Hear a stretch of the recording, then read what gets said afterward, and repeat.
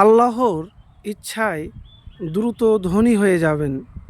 এই আমল করলে 1 ঘন্টার মধ্যে সুসংবাদ পাবেন। প্রিয় ভাই, এমন একটি দোয়ার কথা বলবো, এই দোয়াটি মন দিয়ে আন্তরিকতার সাথে আল্লাহর উপর ভরসা রেখে পাঠ করবেন। তো আমি আজকে যে আমলের কথা বলবো, যে চাওয়াটা যদি আল্লাহর কাছে থাকে তাহলে পাওয়াটাও সুনিশ্চিত। তো এমন আমলের কথা বলবো যে আমল করতে গেলে দুনিয়ার জীবনে আল্লাহর ইচ্ছাতেই আপনি ধনী হয়ে যাবেন। তার জন্যে আপনাকে প্রথম শর্ত হলো মুমিন মুত্তাকি হতে হবে পরিপূর্ণভাবে। আর সূরা তলাক আয়াত নাম্বার 3-এ আল্লাহ রাব্বুল আলামিন বলেন, আর যে আল্লাহকে ভয় করে তিনি তার জন্য মুক্তির পথ বের করে দিবেন এবং তাকে এমন জায়গা থেকে রিজিক দিবেন যেখান থেকে সে আশা করে না। আর সে যে আল্লাহর ওপর ভরসা করে তিনি তার জন্যে যথেষ্ট। তো প্রিয় ভাই, আমার এই আয়াতের ওপরেই আমলের কথা আজকে আপনাদেরকে বলবো। আপনি যদি প্রকৃতভাবে আল্লাহকে ভয় করেন, আল্লাহ সুবহানাহু ওয়া তাআলাকে সব সময়তে সব জায়গাতে যদি ভয় করতে পারেন, তাহলে আর কিছু লাগবে না।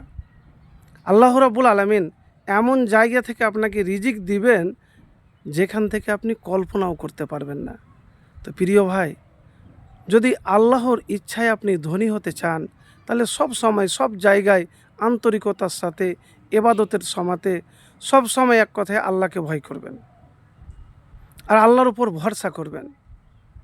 আল্লাহর উপর ভরসা করা মুখে বলা আর বাস্তবে কিন্তু করা খুব কঠিন।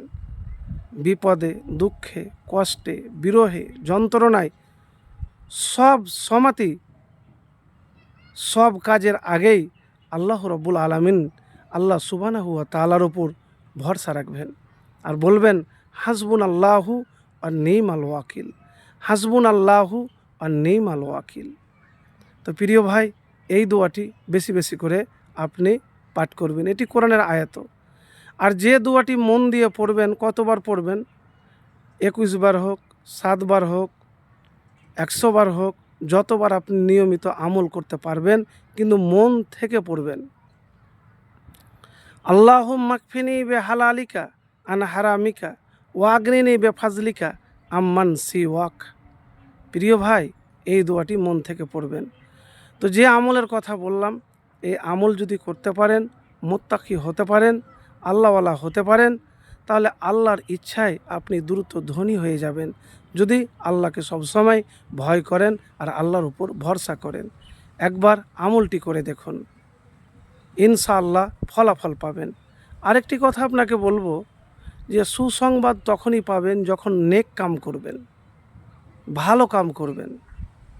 জীবনে সবচাইতে বেশি উপকার হয় যে মানুষের উপকার করা, মানুষের উপকার করা। আরেকটি কথা আপনাকে বলবো, যে কথা হলো, দেখেন, সুসংবাদ তখনই পাবেন যখন আল্লাহ ভীরুতা, আল্লাহর ভয় আপনার অন্তরে সব সময় থাকবে। ধরেন কোনো সাদকা করলেন, কোনো মানুষ রাস্তা দিয়ে যাচ্ছে তার উপকার করলেন, কোনো গরিব লোক, কোনো কাউরির আপনি কি করলেন? সাহায্য করলেন।